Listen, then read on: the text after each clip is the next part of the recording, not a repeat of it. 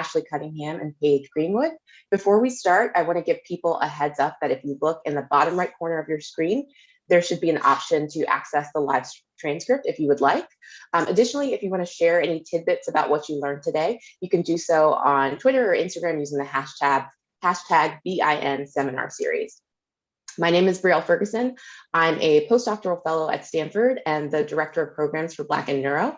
I started grad school back in 2012, and I actually would complete all of my coursework without ever having a Black professor or seeing a Black professor. And it would be 4 years before I heard a talk from a postdoc or Black faculty.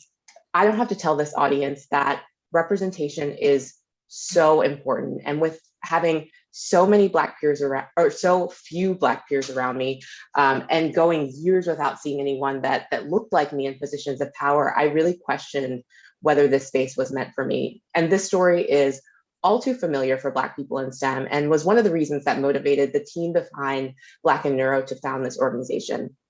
While a career in neuroscience can be an amazing ride, it's not going to be without its challenges. So this seminar series is just one of the ongoing and planned initiatives where we hope that we can make sure for Black scholars, questioning whether you belong will not be one of them. In this series, we plan to feature neuroscience faculty, neurologists, postdocs, and graduate students. We hope to provide a stage for them to share their science, their paths, their setbacks, and their triumphs. And we hope through this, we can celebrate our community and help change the broader scientific community's idea of what a neuroscientist or a neurologist looks like.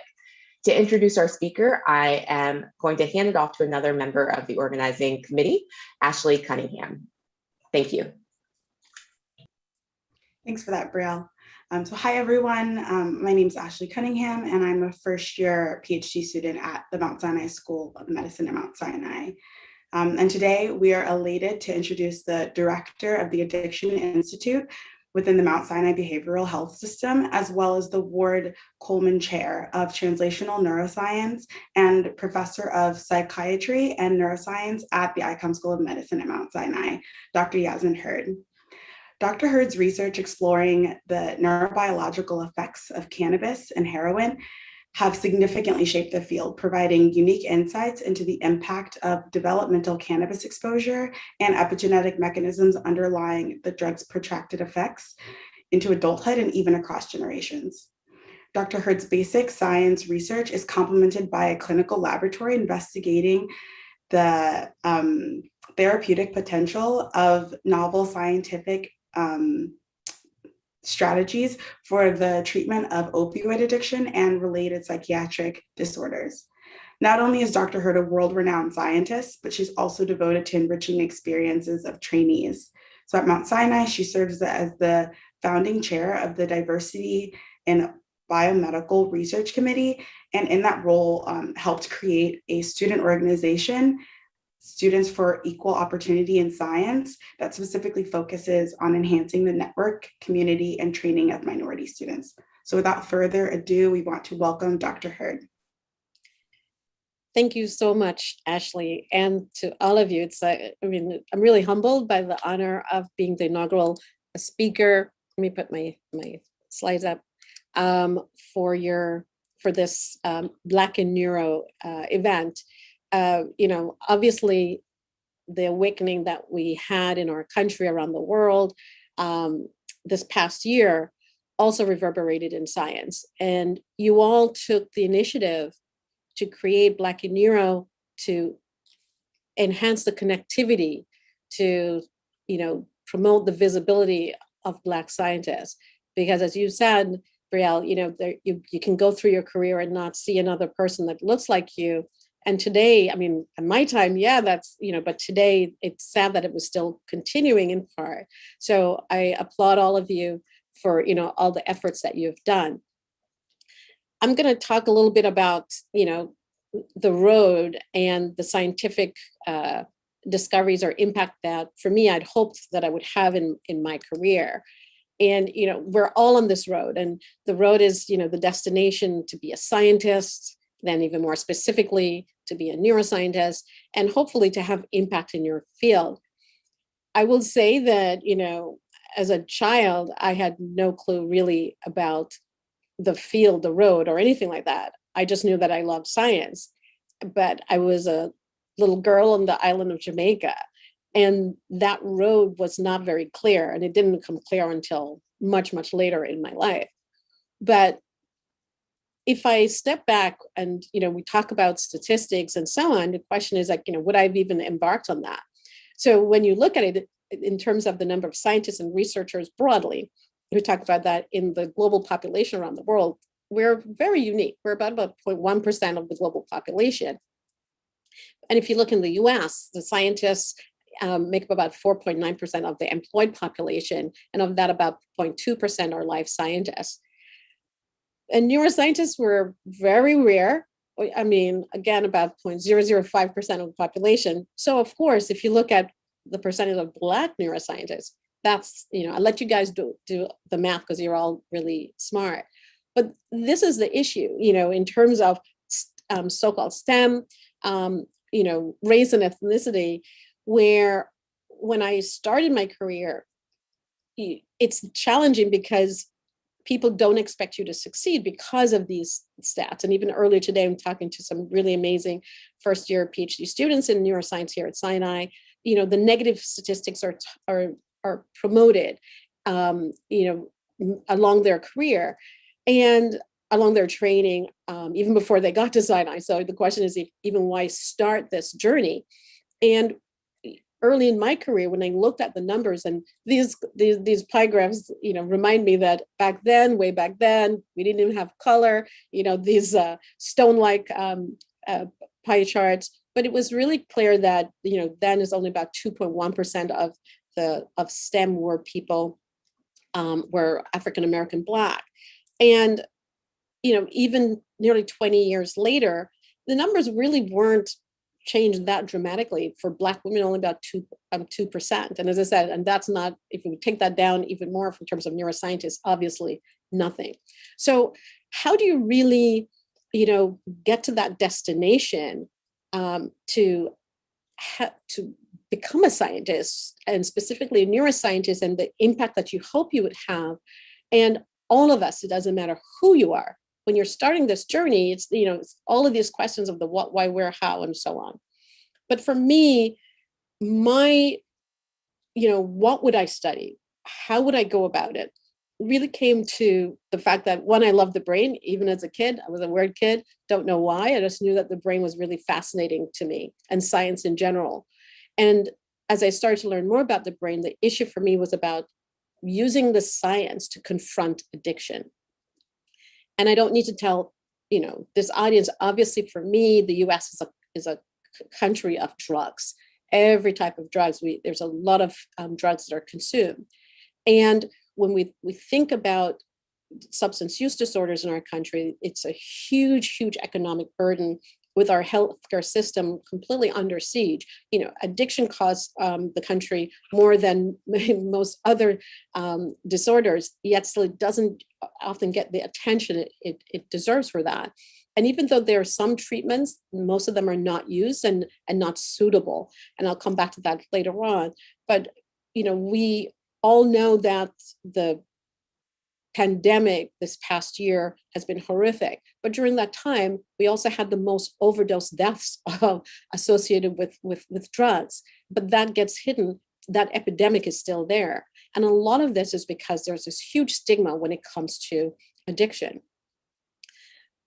One thing for me the past year that also emphasized the importance of how our society became militarized, and the impact that it had in regard to George Floyd and all the other things that we see on the TV practically now, it seems like every day. It really actually started with the war on drugs and the militarization and the portrayal of Black and brown people as these individuals to arrest. And when the war on drugs started in the 70s, you can see how it has led to now millions of people in our prison system. And this impact on the stigma of addiction, it's not just until now. They expect it to go on. It'll take a very long time to even 2091 before, and this is still a lot of people in prison, before we actually start to address the issue of addiction. So that's it on a societal level. And as I said, for me, the question was, can science help, one, decrease stigma, improve knowledge to help treatment? And I wanted to use a multidisciplinary approach. And so that has been my journey. But I will say in the beginning, many people told me that is not the way to do science. You stick with one technique, you become an expert in only one thing, and you use that to, answer the question. But my brain just didn't work that way. And so I'll tell you about my multidisciplinary journey through all of this. And the summary of a lot of what I'll tell you on a scientific level is that for me, it was if I could understand aspects of the neurobiology underlying addiction risk, perhaps that would give insights into treatments that we could try to develop. And so from a lot of research, obviously not only my own and my research group, but we know that one thing is sure, that the developing brain is highly vulnerable. And in one way, I look at, substance use disorders start much earlier in life, even for all of the impact that we know that environmental factors, such as stress, impoverished conditions, and the early drug exposure has on the brain. But also it's impacted that in relation to genetics. And genetics that interacts with the environment that changes how our genes are turned on and off in terms of these epigenetic mechanisms that impacts long-term on the brain. What we know that it impacts is on these behavioral traits and psychiatric comorbidity that puts people at risk. And even though the pharmacological actions of drugs may be unique for the different classes of drugs, there are consistent things that occur in the brain that tells us about addiction, not just the pharmacological effects of the drugs, but about addiction itself. And for me, as I said, my journey has been very much multidisciplinary, looking at, just neurochemistry, molecular imaging, to try and get some idea about what is happening in the human brain, or in the brain in general, I should say, to be able to give us some insights into addiction and treatment. So what's the journey? As I mentioned, I started off in this small island, a girl who loves science, very weird, and then moved to New York as a young teenager. And in New York, then I was a Black girl who liked science, where I didn't fit in. Or I should say, they didn't know how to fit me in. I still didn't give up my interest in science, but I made a decision. And everybody in our careers, you're going to make decisions at so many points that can change the course of your life. And I actually went to Sweden and did my doctorate there. And the thing that was interesting is that I was different in all of these places. I mean, even in Jamaica, obviously, in New York, as I said, in Sweden, there was a Black person where I went to a place where I thought I always say I walked into a Twilight Zone movie, everybody's tall, blonde hair, blue eyes, and I wasn't supposed to fit in.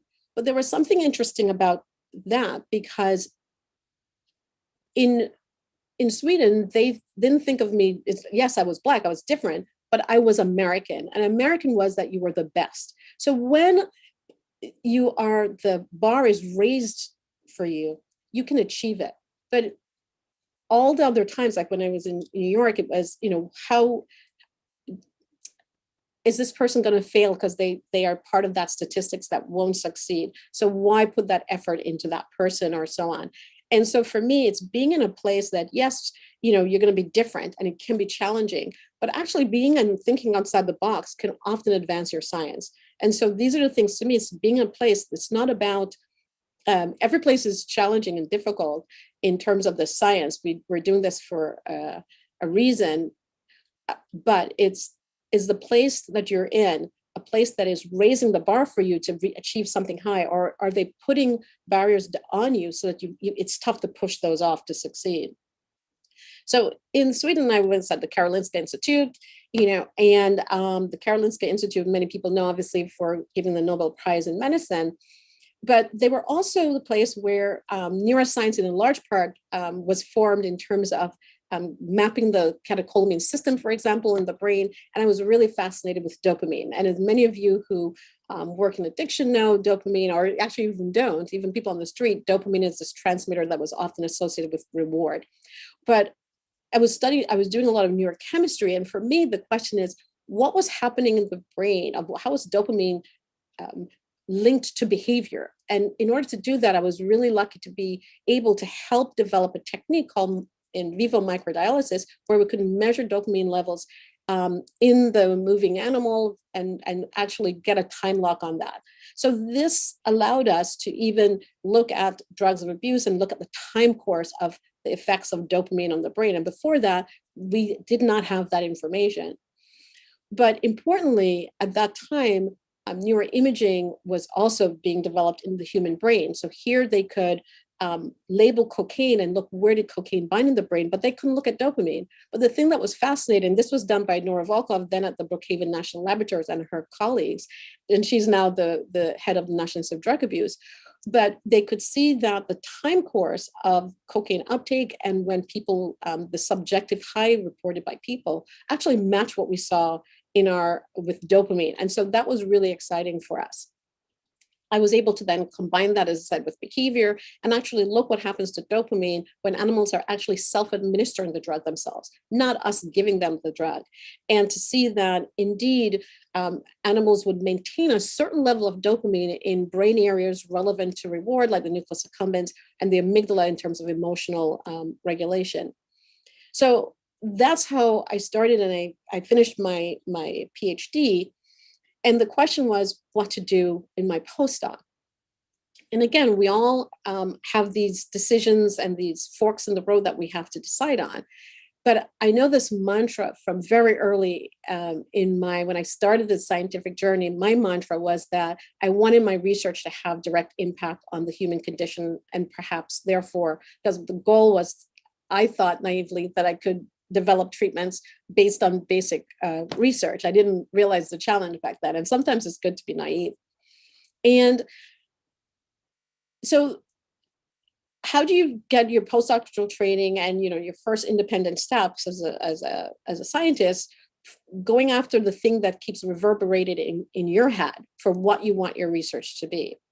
The challenge was, I got a postdoctoral research fellowship at NIH, and it was great. I was excited. But the challenge was that other people had ideas of what my career should be, meaning that, some people were, you should stick with the same technique, now just move it to another drug or another biological or disease system. But I really wanted to know if these fluctuations in dopamine that I saw, what was the impact on the postsynaptic neurons? And yes, I couldn't study it in vivo at that time, but I could study it on a molecular level. I could look at those genes in those, or the chemicals in those neurons, and try to see whether or not it could give insights into the neural circuitry that are probably most vulnerable to, at that time, even cocaine. But it was challenging. And I will say that I left my first postdoctoral position because my mentor was not on board with me in terms of where I had thought that I wanted my career to go. So, we all make these decisions, do you go or stay? And I decided to go. And I did learn some molecular biology, where we could even look in animals that had self-administered cocaine, and saw that indeed the effects of cocaine were much stronger in this neural pathway that expresses prodynorphin, a gene that is specific to, for example, is called the striatal nigral pathway. It doesn't matter. Don't want to go into minutia, but it was great seeing this. But it kept on coming back that I wanted, this translational approach, but I really wanted it to be able to look in the human brain. And that's why I wanted to study molecular biology also, because I thought that at least, I know I couldn't measure in vivo dopamine levels at that time with microdialysis, but the molecular things I should be able to do. But again, there was this pushback that you can't actually do molecular biological studies in the postmortem human brain. And I challenged that. So it's like, and again, I then found the place and found the lab that the PI was like, I don't think this might work, but you know what, go ahead.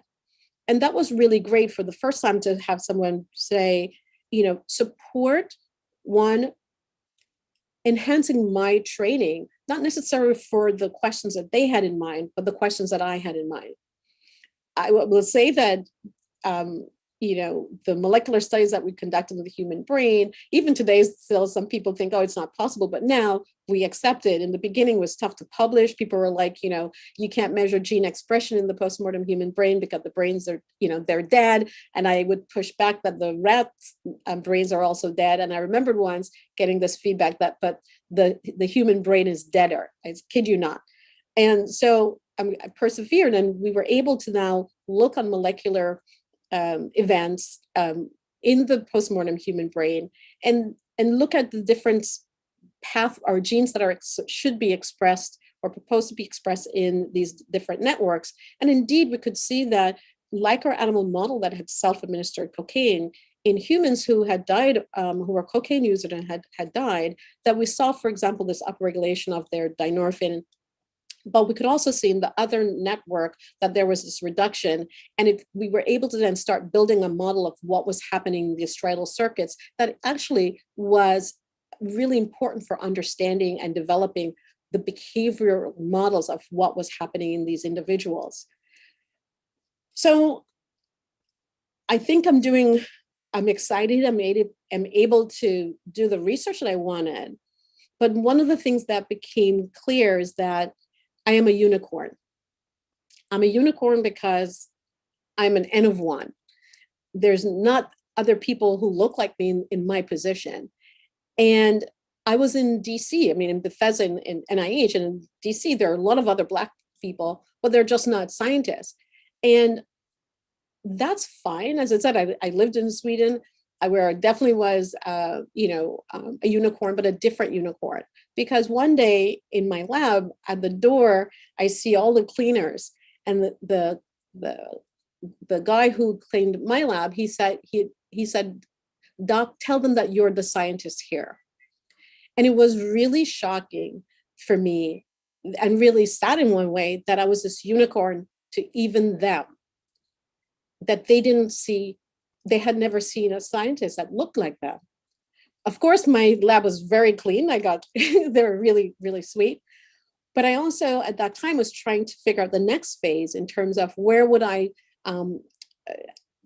do I want to go into straight academia or stay at NIH? And I decided to go to academia, but then where would I become an assistant professor? And I decided that, again, you guys are all going to make certain decisions. And I decided that I wanted to go to the place where I didn't see that much politics, which was in Sweden. And I will tell you, everywhere has politics. I was a student back then, but I decided to go back to Sweden, and then also was recruited later on to Mount Sinai, where I developed from an assistant professor into full professor. And each of these places help enrich the research then that I wanted to do. And as I mentioned in the beginning, because addiction is a complex disorder, for me, my thought was to approach it in a multidisciplinary way to understand the neurobiological underpinnings. And for the question is, many people are exposed to drugs, but only a subset of them develop an addiction. We know that genetics plays a role. As I mentioned, behavioral traits and psychiatric comorbidity. The developing brain is very vulnerable, and especially during environmental impact during development. So I'll just give a few little points of each of these, of how we started to look at or get insights into what are some of the neurobiological underpinnings based on these questions. So what happened over time is that I started developing a postmortem human brain bank collection, which was definitely challenging. Today, we definitely have more that's available to everybody, but I built my own. And of course, that was mainly, a lot of people were dying from opioid overdose. And so it was clear that I wanted to therefore really look more into what's the neurobiology of opioid addiction. And in regard to genetics, this was interesting or important because about 40 to 60% of the genetic load for opioid or vulnerability for opioid addiction is pretty well moderate to high. And we know, of course, the endogenous opioid system. For example, the opioid peptides like enkephalins are like our natural, you could say, heroin, in that it binds to these mu receptors and so on that mediate reward and euphoria. And so early on, when people started to sequence these genes, they started to find out that there were these polymorphisms. And now, of course, we know all these genetic variants, and that about every 200 bases or so, there's a variant. And initially at that stage, when we were studying the postmortem human brain, and we would see variability, in these groups, the variability wasn't really explained by at least the demographic information that we had back then. But interestingly, the genetic variants, some of them explain some of the variability that we started to see. And for example, here, this is a classic single nucleotide polymorphism of the mu receptor that in cell cultures showed to have a functional relevance. And so we wanted to see whether or not that had any relevance to our postmortem collection. And the thing that was shocking was that nearly 90% of the people in our population who were heroin users had this genetic polymorphism of the mu receptor that was shown to be functional. Of course, it was, now it's even harder to get published with a small postmortem collection in anything genetics, because you have to meet the standard of 10 to minus 8 statistical significance. But the thing that's important for me, it wasn't about the genetics. It was about what does it mean to the brain. And we could show that this polymorphism actually related to the expression of the enkephalin opioid neuropeptide. And fast forward nearly 15 years later, in a study with thousands of individuals, they were actually showed and replicated what we had seen so many years back then, that the polymorphism of the mu receptor did associate with opioid use disorder. We're able to show not only on, and for me, as I said, it's about what's happening in the brain. What does this mean that could make someone more vulnerable to substance use disorder? And we could see in terms of the signaling of the mu receptor that other variants of the mu receptor they do make a difference, and not just on the signaling, but in the signaling that then impacted on the structure of cells in terms of the dendrites and sprout and synapses of these cells. So your genetics does play a role in could make you more vulnerable. It also plays a role in the behavioral traits and psychiatric comorbidity. I bring up cannabis here because our society, and now more than ever with the legalization of both recreational and medicinal cannabis, people think you can't develop a cannabis use disorder, but you can. It's actually one of the most prominent addiction diagnoses. But we were able to see that, why is it that some individuals, many people will smoke cannabis, but only a certain percentage will go on to develop a cannabis use disorder. And so what is it relevant to the brain? And we could see, for example, that behavioral traits and genetics made a big difference. So if you have a high anxiety neuroticism trait, you increase your risk of cannabis use disorder, as well as this particular genotype. But if you have the combination, there was this synergistic interaction between this negative affective traits and polymorphism. Here I'm showing of the proenkephalin, just to keep in the same theme of our endogenous opioid system, that actually increase the risk of cannabis use disorder nearly 8 to 9-fold. And importantly, as I said, for me, the question is, what does that mean for the brain? And we could start to see that certain brain areas, certain cells related to these genetic polymorphism that increase someone's risk. So what about psychiatric comorbidity? I'm going to come back to the fact that, never every single thing you learn along your path, whether when you're a student or a postdoc, can actually come back later in life, in later stages of your career. And one of those for me was in studying the amygdala in relation to psychiatric disorders. When I was a postdoc in an early phase of my independent career, we had seen that the prodynorphin, which is the opioid peptide that actually mediates negative affective states as compared to, for example, enkephalin. We saw that in the amygdala, the expression of the dynorphin really was associated with individuals that had major depression disorder or bipolar, but not schizophrenics. But the thing that was fascinating is that I kept on seeing this dynorphinergic change in a part of the amygdala that nobody studies because it's in the human brain, and it's called this periamygdaloid cortex opaque. And nobody in my team, as my lab developed over the years, ever wanted to study the amygdala. So unfortunately, I couldn't go so much deeply into that. But when I had a MD PhD student, and she did, and the thing that was fascinating, she saw that these dynorphinergic changes in this very small nucleus called as I said, the PAC, the pyramidal cortex. We could see it in whether it's heroin users or cocaine users, but she replicated what I saw when I was a postdoc, that even in people with major depression. But this area is never studied in the animal because it's such an obscure amygdala region. So the question is, how do we figure out what does it do? So we were able to replicate it in the rat in that particular region and replicate those changes, and then use the rat model to figure out what these cells mean for the brain. And what we did was combine neuroimaging with a dread technology, meaning that we put a artificial virus that could change the activity of these specific dynorphin cells, and then use neuroimaging to see what it meant to the brain. And we called it at that time dread-assisted metabolic mapping, or DREAM. And the thing that was fascinating was it was incredible. Just changing the firing activity of just those few small dynorphin cells activated this network called the extended amygdala that some really prominent anatomists, Leonard Hamer and George Heed, many years before had said that this network would be important for fear and anxiety and stress.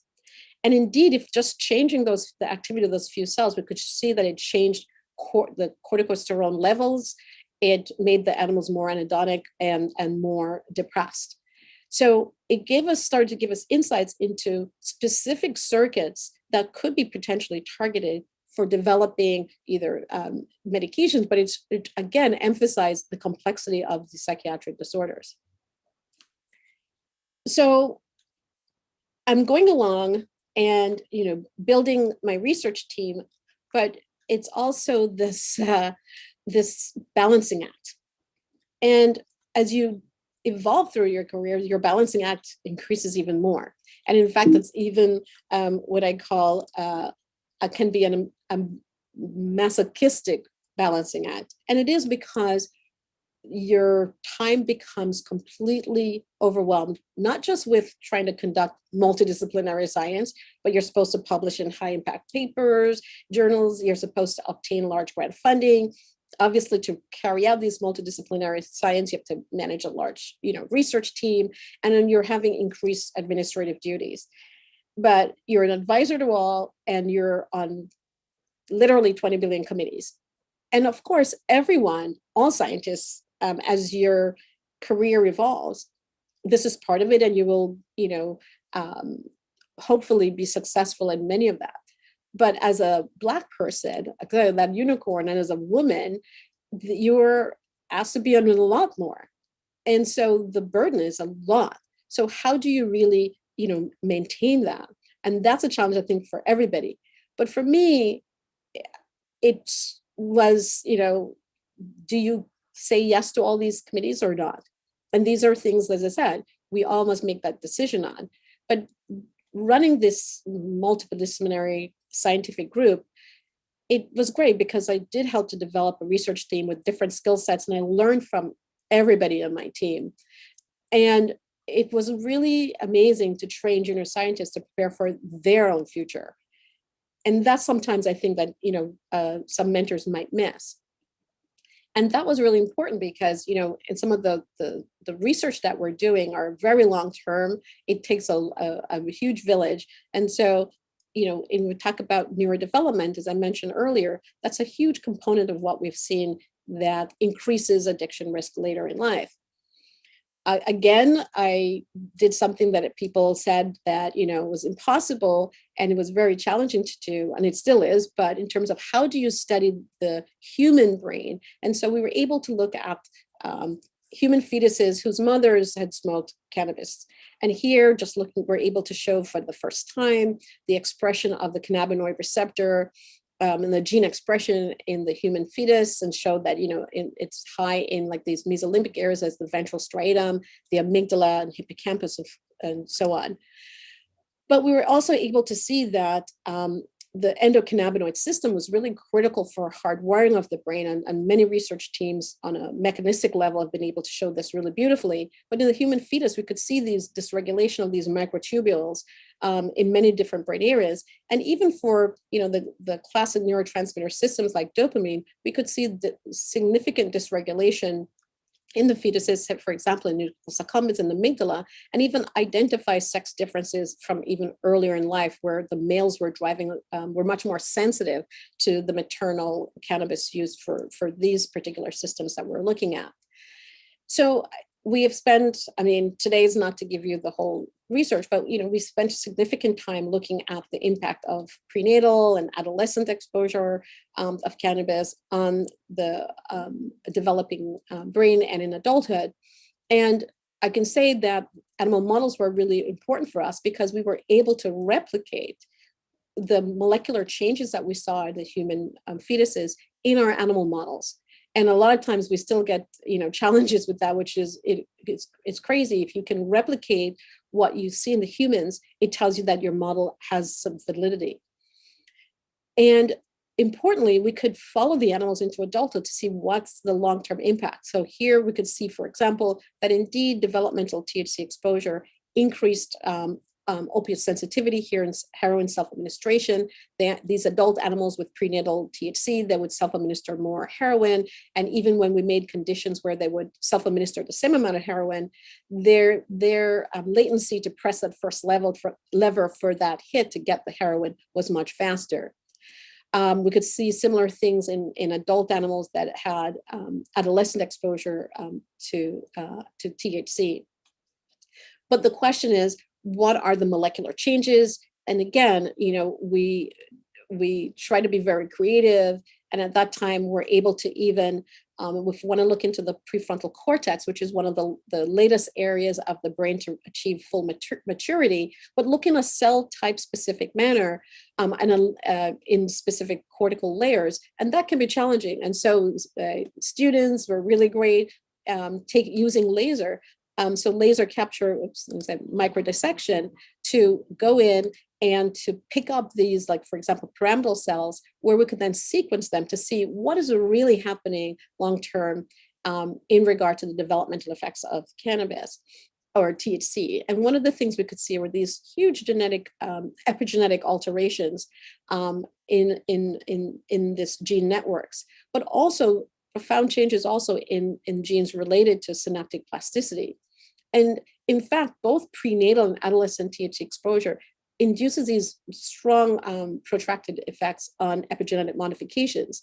So here, for example, these are if you look at vehicle animals and looking at the relationship between genes that are critical for epigenetic regulation and for dendritic or synaptic plasticity, you don't see that great a correlation. But in those adults with adolescent THC exposure, there's a complete reorganization of the transcriptome signature related to epigenetic and synaptic plasticity. So overall, our studies show that, at least for us, that THC could have these long-term effects, not only from prenatal exposures to the drug and adolescent exposure to impact adult vulnerability. But I did one thing, which I do think everybody should do, but we don't often do that. As I said, we saw these epigenetic changes, but the definition of epigenetic that Conrad Waddington in 1940s had initially described for how the environment can change the phenotype depending on which particular environment that object experiences. We today talk about epigenetic in a more molecular manner, about histone modifications or and DNA methylation. But one of the things for Conrad Waddington, he said that epigenetic mechanisms should be assimilated into the genome and therefore inherited. These tags could be inherited. So it's not the DNA sequence, but the environmental tags.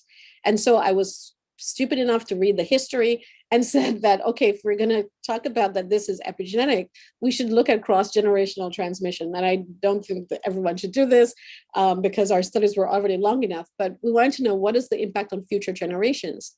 And we could indeed see that, for example, in the children of the adolescents, young adult animals that we had exposed to THC, that their offspring, even though they were not themselves exposed directly to it, they increased their heroin self-administration, molecular changes related to synaptic plasticity, and even electrophysiologically, their striatal cells showed long-term depression. We were able to also look at other, continue looking into like even their great-grandkids. And we could see that even their great-grandkids had changes in their reward sensitivity. So it's been a long journey, but as a neuroscientist to now start to study sperm, it's really interesting, but you never know where the journey is going to take you. But these are some of the aspects of, trying to understand epigenetic modifications. So as said, addiction is a complex disorder, and we can see the impact throughout life, but also on subsequent generations. But a huge issue for me about addiction, and coming back to, why I wanted to study this in terms of treatment, is that a lot of the changes relate to epigenetics, and epigenetic mechanisms are reversible. So this, I thought, fit perfectly into the context of, in addiction, we tell everybody it's over. But my mantra was, my research did not only have direct impact on the human condition, but to also have treatment potential. But here comes back the statistics. The stats don't really favor translation of basic science research. If I'd known that, only about 4%, 3.9% of publications produced by basic researchers are translational, number one, even though, we published in the high impact journals about, treating all these disorders, they really are not translational. And moving drug candidates from preclinical research into human studies and beyond is only about 0.1%. But hey, I decided why not? And especially because for substance use disorders, as mentioned earlier, it's a huge issue in our society, so many deaths, and only about 17% of the people who need substance use treatment get it because of the stigma, but also the science-based treatments are not translated enough. So I'll just end with one area. We're looking at epigenetic modifications in the treatment, but I just told you that we've been looking at the developmental effects of cannabis. But in our animal models, we're really modeling THC. And the cannabis plant has over 140 cannabinoids and other chemicals.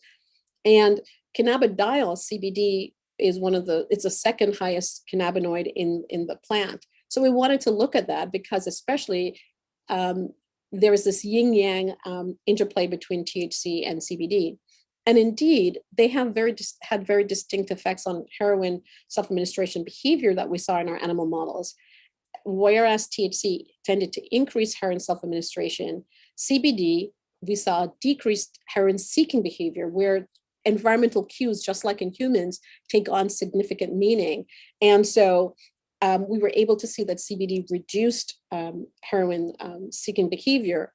And importantly, molecular alterations that we saw in the human brain often relate to synaptic plasticity.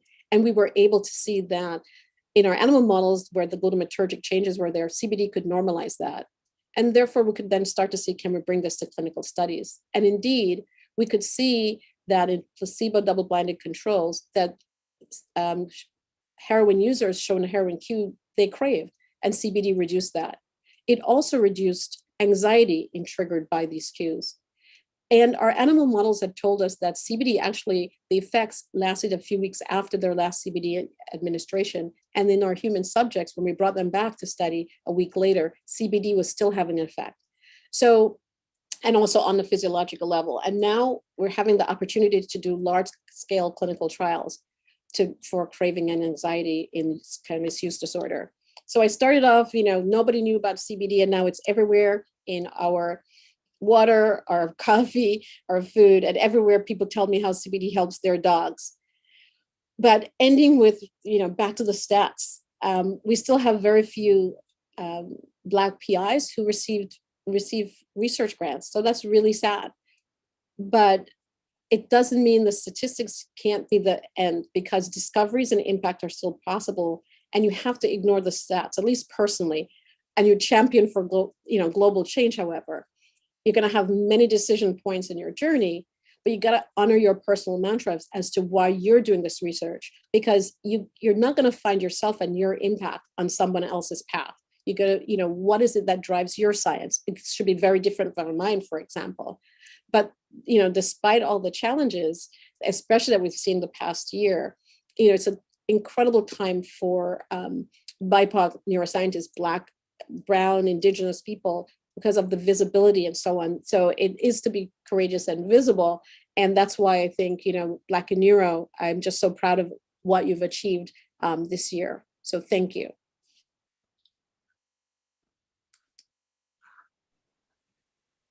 Thank you so much for such an incredible talk, Dr. Hurd. We definitely learned so much about these pathways and how addiction can impact our own communities.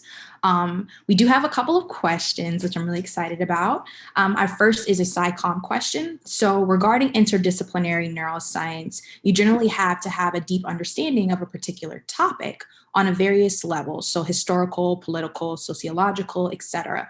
What's some of your advice for communicating interdisciplinary neurosciences to a range of audiences, K through 12 / non-scientists, versus university students and scientists across neuroscience related fields? I think it is our duty to communicate science to all those groups you mentioned. I think one of the things of scientists, we are great at talking, especially in minutia, with each other, but the big picture of the impact of our research on all the sociopolitical aspects that the question raised never gets discussed, and it never gets discussed from very early. Starting with kids, why do we study the things that we study? We can tell them the importance for their communities, on the political, and also for the disease. So I do think that it's important, and you don't have to be an expert on all of those things. And in fact, it's about how can you integrate even research from your colleagues to tell the story so that the public can best understand it. And of course, in those scientific venues, of course, then you get into more mechanistic and more, detail and deeper discussions. But I don't think you have to be an expert on all of it. But I think you need to, in fact, I wish everyone did read and understand the impact of their research more broadly than just only on the specific mechanisms. Yes, for sure. It's definitely our duty as scientists to definitely connect with our communities, legislators, folks who are definitely affected by the science that we are doing. Thank you. Our next question says, do clinicians currently use genetic data in their assessments of treatment response and care plan? And do you think it would be useful to genotype individuals for such polymorphisms and educate them about their risk as a preventative measure, perhaps to inform their behavior? So currently, at least for substance use disorder, there is no FDA approved use of genetics in treatment. Those things, actually, there are some studies going on to in regard to even when we treat with methadone for people with an opioid use disorder, polymorphism of the mu receptor has been shown to help give guidance to the dose range, because people don't even realize, which dose works for which particular group, even that differs. So that's something that we hope and we'll see what comes of that. And a few other genetic studies are being, large scale that's needed to see whether I can guide FDA approval for genetics being used. But and I do think that, for many other disorders, whether you have a family history of, breast cancer or so on, the genetics can help us. One thing about substance use disorders, often you see things in your family, so you don't even need your DNA, you know that you're going to be at risk. And so make sure that you know that, unlike your friends, you might not be able to, imbibe in everything that is there at a party because you are at risk. And so I do think that the same thing for me in terms of epigenetics, we would definitely love to be able to have certain biomarkers to tell people that, these early life events that place these tags on your DNA might make you more at risk. And I do hope that, in the next, I don't know about the next few years, but in the future, that's something that we would help for educating people and giving them power for their own life course, but also in treatment. Awesome, thank you. Our next question is, how do you see the future role of Black scientists in the field of addiction? I see the same way for all fields, not just addiction. I think, visibility is critical, and a particular addiction where I think the misinformation that addiction is, mainly a Black and brown issue, and it's not in communities. They were targeted, like I show you, the war on drugs and imprisoned the Black and brown people. But addiction is across all races, all socioeconomic groups. But for Black people in general, I do think that seeing a Black scientist talk about addiction, talk about the fact that, yes, the legalization of cannabis or the decriminalization is important, and legalization is important for all of the political things and socio-political things we talked about. But for a Black scientist, for them to realize that it does impact your brain, it does lead to these long-term changes that can change your trajectory, and I think they can perhaps maybe more open to listening to a Black and brown scientist. So I do think our visibility and coming back to the first question you asked, us communicating to the communities that look like us, whether or not, we came from those, I think are very important, really important. Absolutely. Destigmatizing it in our communities is so important. Yeah, education, and empowerment that, these drugs are not benign, and they were put there for a reason, to be honest, and so let's not just continue to fall prey to that. Absolutely. We have another question that says, did you see a difference in the stigmatization of addiction in the US versus Sweden when you were there? That's a really interesting question. In the beginning, when I went to Sweden, it was fascinating for me on that level because of the stigmatization, as I said, on a race base in the US. While in Sweden, drugs weren't as available. Another thing about the US is the availability of drugs. So they just pour it into communities and it's just everywhere. In Sweden, it wasn't at that time. So the people who actually were substance users, they actually had to work even harder to find it. And that was interesting. And perhaps that's why we were able to identify even the genetic risk, because there's something else there that, drove these people. So the stigma wasn't there. There's high alcoholism in, a lot of these Nordic countries. And, but there was a little different stigma. It wasn't on a race level. And sometimes it was even on an educational level. But there was, there's always stigma because people think of it as a choice, and they don't realize that a lot of things happened often early in that person's life, even though it might express itself in adulthood as a substance use disorder. But a number of things have already changed their brain. Absolutely. Another one of our questions are the studies focusing on marijuana addiction/dependency based on dependency on THC, or is it a THC plus CBD dependency? It was mainly, as I emphasized, was mainly THC or research, and we were calling it cannabis. And that's when we started to say, okay, let's look at CBD. And we actually saw a different response than we had expected. But now, we have both THC and THC plus CBD models. Another one of our questions. So they thank you for your talk, but they want to become a PI/professor in the future. And as a white person, what is the best way that they can support students/colleagues of color? I mean, it's going to take everyone, right? For us to emphasize that our science is actually improved by diversity, and there's room for everybody. So sometimes, I always say science is tough for everyone. It's a challenging career, but we do it because we love science and we want to make an impact and to, provide knowledge in a way. And it takes everyone. And so it's not that this is us versus them, so that if a Black colleague or Black student takes away a position from somebody else, it never happens.